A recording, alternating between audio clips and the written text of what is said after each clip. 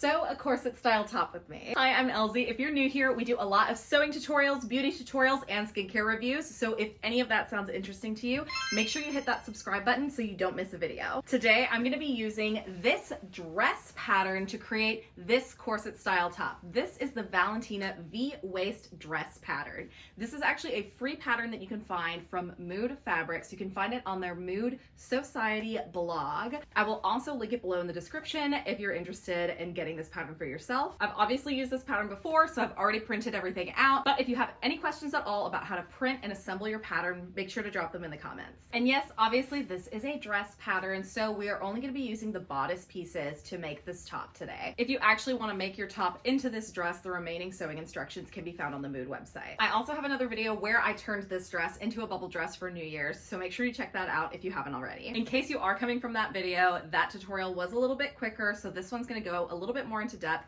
with the details on how to make this bodice. Of course, if you still have any questions, feel free to drop them in the comments. I have already selected the fabric that I plan to use to recreate this top. A couple of important notes to consider when you are selecting your fabric. The pattern is designed for stretch fabrics, meaning that you do need to take that into consideration when you are choosing your size. I have already tested this size on a non-stretch fabric, so I know that this already fits me. If you're new to sewing or pattern sizing, I would recommend opting for a more stretchable fabric or any of the suggested fabrics that you can find on the Mood website. Since I have already tested this pattern with a non-stretch fabric and I do know that this fits me, I'm gonna go ahead and just dive in. And I'm gonna be using this beautiful star-studded sequin tulle as my shell fabric, or otherwise known as the outside of the top. Alrighty, so let's go ahead and get started. I'm just gonna start out by dumping all of my pattern pieces out and getting these cut up. Once you've selected your fabric, you can go ahead and lay out your pattern pieces on top of it. I like to lay them all out first before cutting, just to make sure that I am making the best use of my fabric. A couple of tips for cutting your pattern pieces if you are a beginner. The grain line is always gonna run parallel to the selvage. That's a pretty easy way to find it. Additionally, you wanna make sure that your fabric is laying flat on a surface,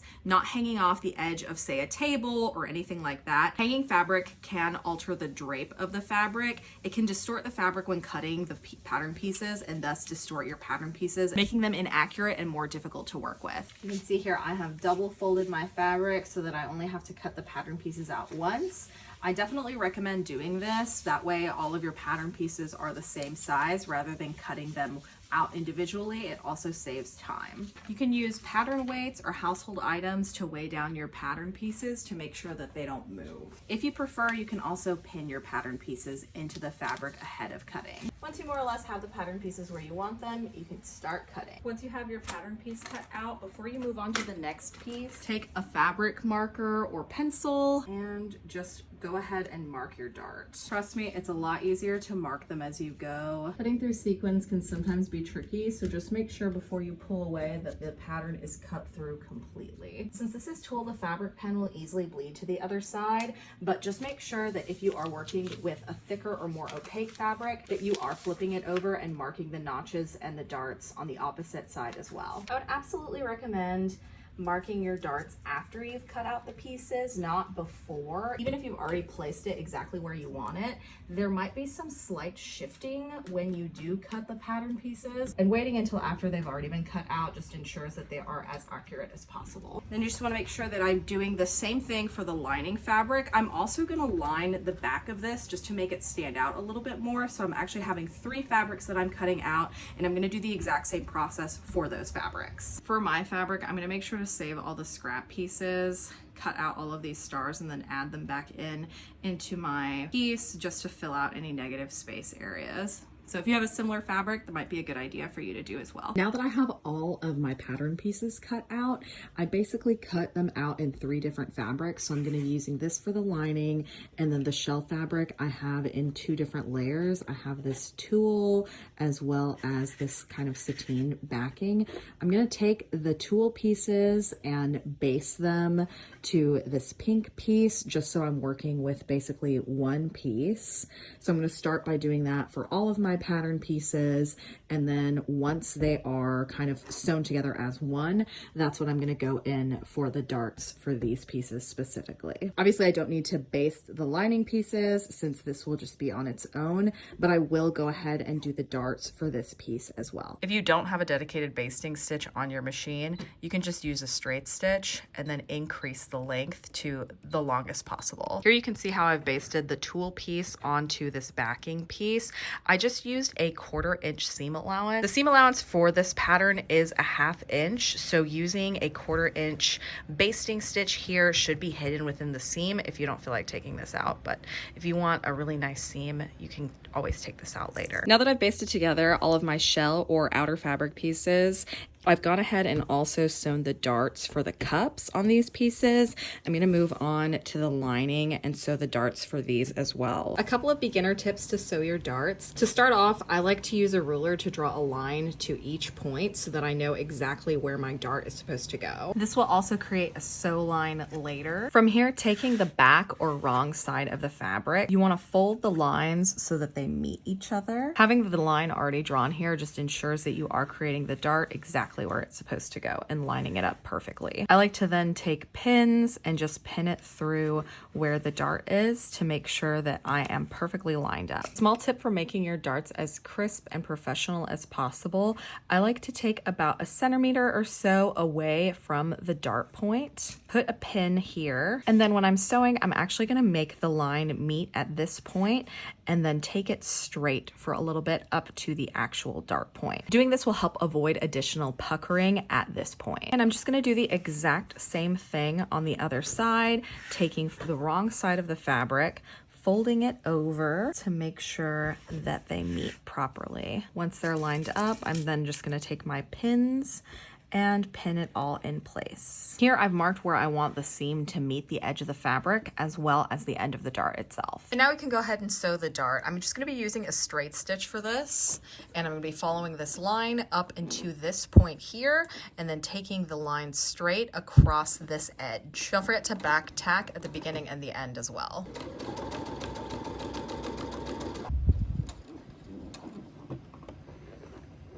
And then from here, I'm gonna just slightly pivot the fabric so that I am sewing along this edge up into this point here.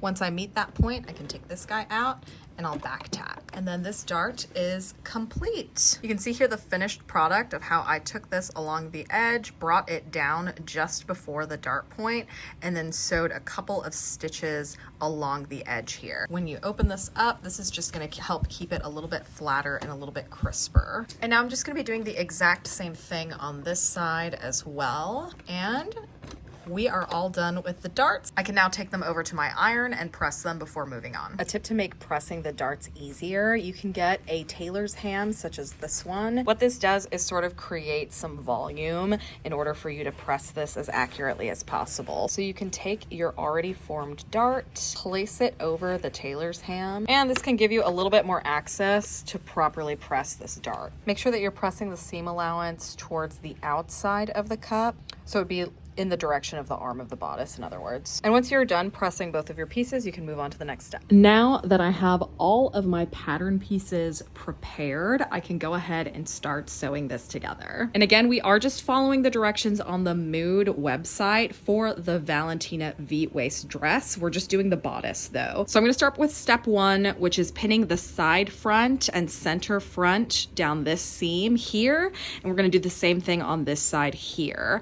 Then once these are both sewn together, we're gonna do the center front. As you're sewing your pieces together, make sure that you are lining up your notches and make sure that you are pressing the seams as you go. So for example here, before we are moving on into the center seam, I've gone ahead and pressed the current seam that we've done here. So from here, I'm gonna go ahead and pin and sew this center seam, press it, and then move on to the next step. And then also keep in mind that for this pattern, you are gonna wanna use a 1/2 inch seam allowance, and I'm just gonna go over this with a straight stitch. Now that we have completed this first step with our shell fabric, we are going to repeat those exact same steps with the lining fabric. Starting first with these seams, then moving on to this one, we're gonna pin, sew, and press before moving on to step 2. Now that we've completed putting together the front center of both the shell and the lining pieces, I'm going to go ahead and move on to step 2. For this, you are going to need your back side piece and your back center piece. I'm going to take these two pieces, pin this seam down, sew it together and press,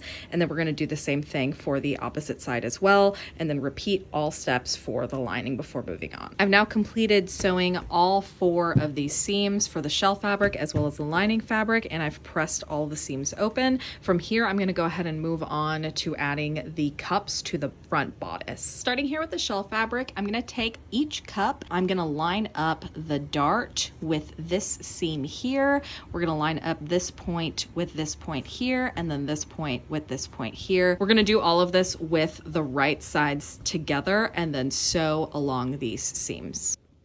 Before pinning it, this is what it should look like. I recommend starting with the center dart and then pinning your way to each of the side points. And it should look like this on the right side as well. Probably the easiest way to sew this is to take the bodice piece on the bottom and the cup on the top, just because the cup is curved and this is more cut out to lay flat. So you feed it through the machine like this. And this is with a 1/2 inch seam allowance as well. I'm going to feed it through. I have the main center bodice piece on the bottom and the cup on the top. So we're going to start by putting this down and going ahead and starting our seam. Don't forget to back tack always. As you're feeding this through, you do want to make sure that the bottom is still flat. So go slowly, especially if you're a beginner.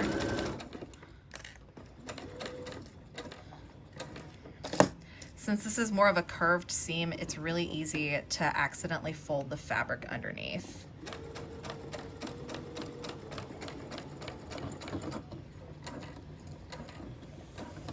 So I'm just checking it periodically as I'm feeding it through, just to make sure nothing is folding over onto itself and that the seam is nice and flat. When it's time to sew the dart down, you want to make sure that it is facing towards the outer edge instead of the center edge. So you want it towards your arm rather than towards the center. And I'm referring to all of this excess here. And we're gonna back tack at the end here. Once the cup is attached, this is what it should look like. You can see that the dart and this seam here have lined up, as well as this point here and this point here. I'm gonna go ahead and walk you through how I pinned the cup to the bodice on this side here. I do recommend starting with the dart first. So we're gonna take the cup piece and lay it right sides together right on top of our center bodice, and I'm going to go ahead and line up this seam.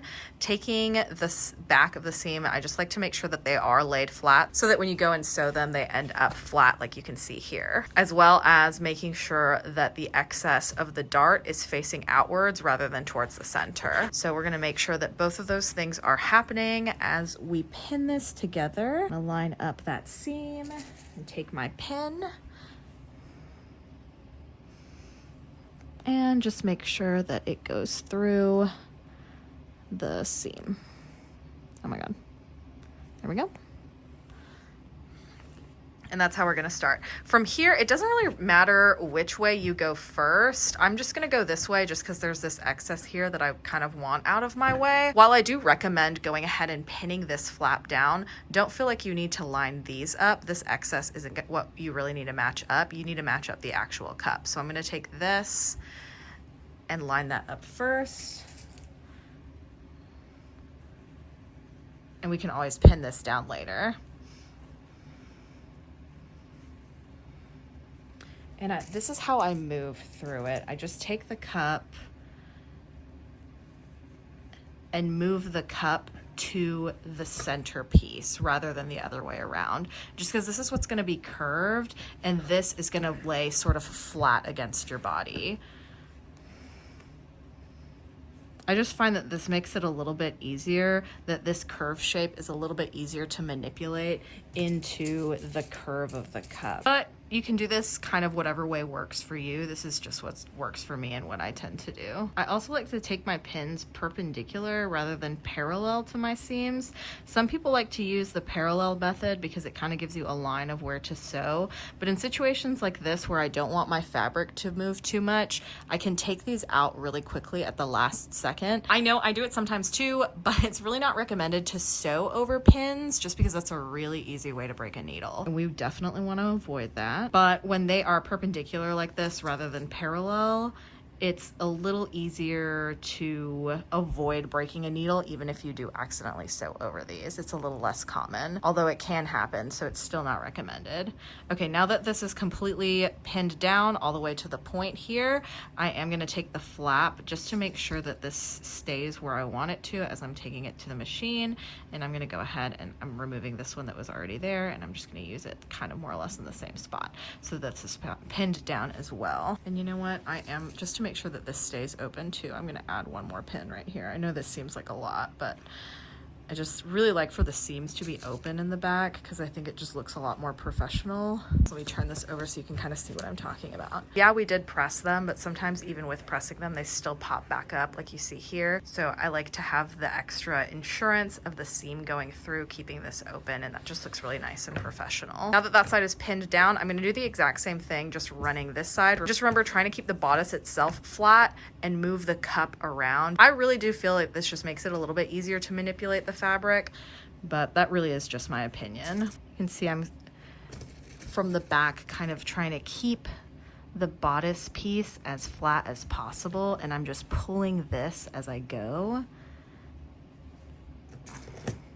and trying to create little sections where the fabric is more or less straight, if that makes sense. Since these are curved pieces, they can be a little bit tricky, especially if you're a beginner. But practice makes perfect, and you know, you can always unpin and repin. This is gonna give you a good idea of what the seam is gonna look like too. So if you don't like it, you can always move it before, you know, sewing it down. Now that that is done, we are end to end here, and you flip it open and you can see more or less what this is gonna look like. So we have this lined up, and these are more or less lined up as well as over here.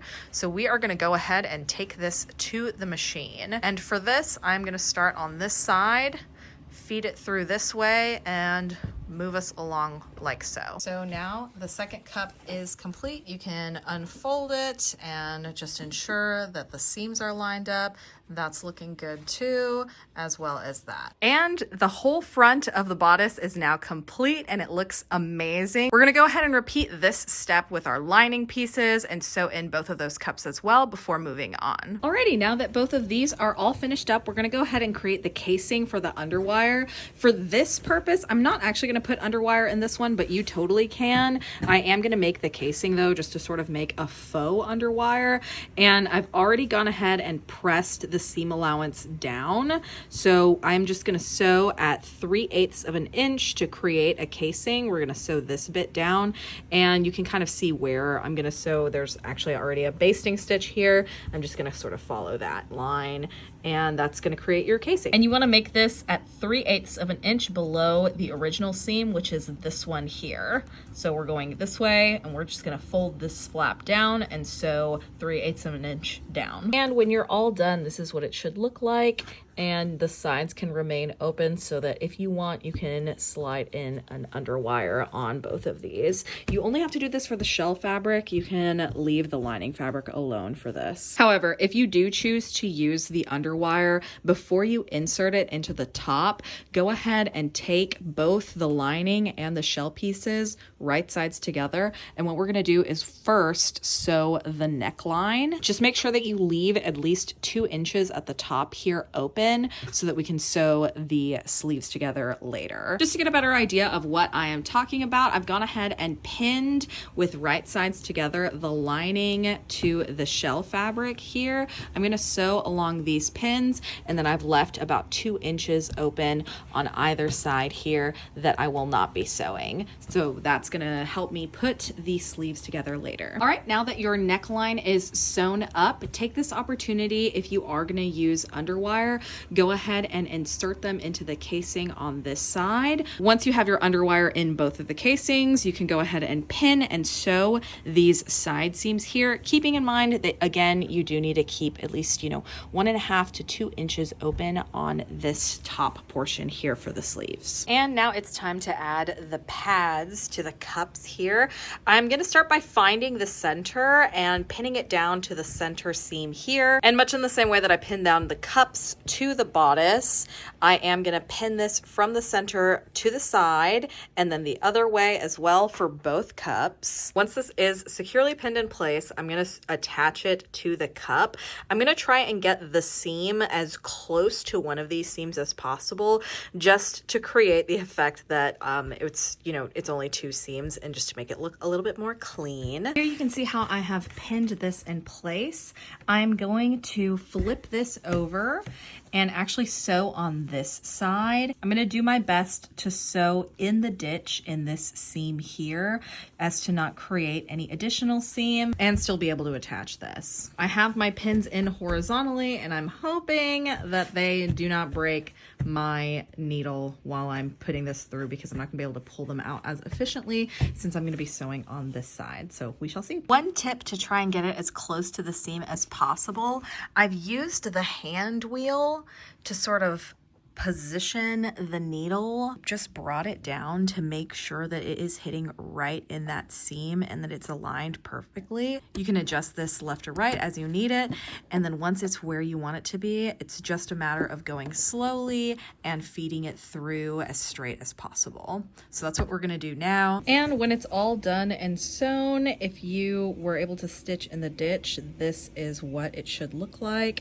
The seam is fairly well hidden, and the cup is securely attached as well. So we are going to go ahead and duplicate that process on the other side with the other cup. All right, now that we have sewn both of the pad pieces in, we can go ahead and turn this right side out. I've gone ahead and turned the front bodice right side out, and I went ahead and pressed the neckline and these armholes as well. It is now time to attach the front bodice to the back bodice. For this, we are going to work with the shell fabric and the lining fabric separately. We're going to start with the shell fabric and we're going to attach these pieces here that we've prepared earlier at the side seams. So I'm going to go ahead and pin those and show you what that looks like and then sew them down. All right, on this side I have the back bodice pinned to the front bodice. Here I've already gone ahead and sewn the back bodice piece to the front bodice piece, so you can see how this is attached just to the front, and I have it kind of half open here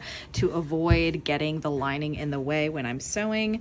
And so I'm going to go ahead and sew this piece on as well, press, and then move on to the lining, do the exact same process. Now that the side seam is attached and the front bodice is attached to the back bodice, I'm going to take this, turn it inside out.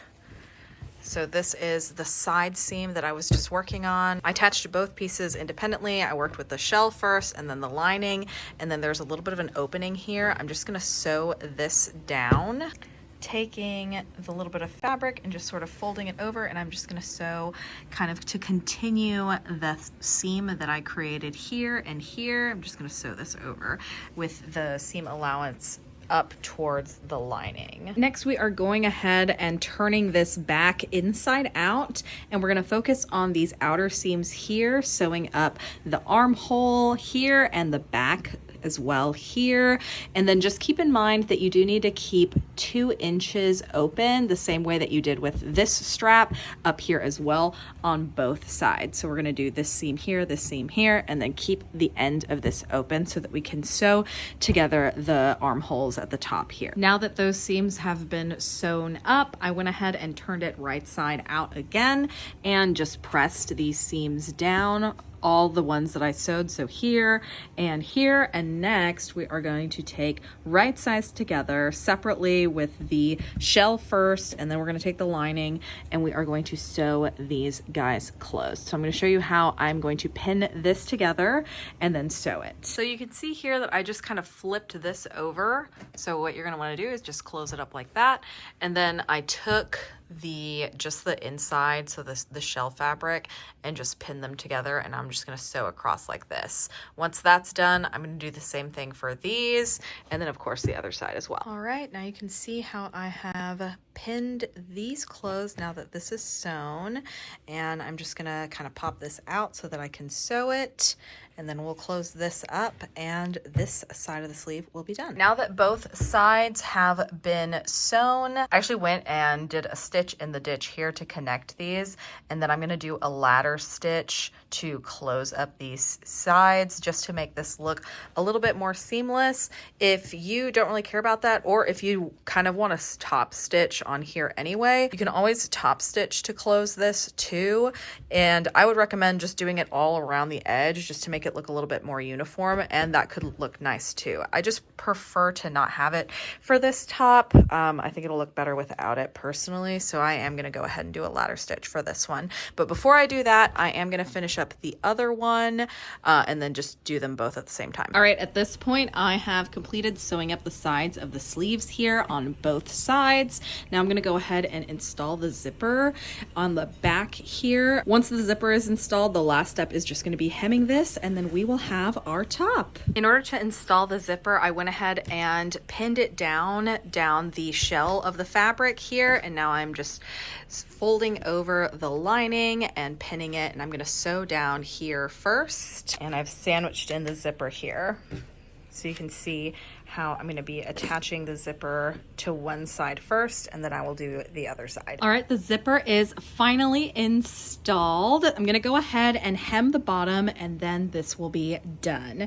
I'm going to use a ladder stitch. I'm going to start by pressing up all of the seams and pinning it down all the way around, kind of like I've done here. I've already gotten started, and then just hand stitch using a ladder stitch, and it's going to be done. I'm so excited. It looks so good so far. I cannot wait to try this one on. Just because I want some of these spaces to be a little fuller, I have some leftover, just some scraps with, you know, some sequin, little stars and stuff. So I think I'm going to cut out a few of them and just hand sew them into the places that look a little bit more bare, just to make this a little bit funner and add even more sparkle. And once you've hemmed the bottom, your top is officially done. Let me know if you have any questions or if you're going to be trying this pattern. Remember, this pattern is from Mood. It is a free pattern. I will link it for you in the description box if you're interested. The pattern is originally for a dress, but we kept it simple and just made the bodice so that it is this really lovely top. And if you are interested in making the dress, all the instructions for that are on the Mood website as well. Let me know if there's any other Mood patterns that you want me to try, and thanks so much for watching.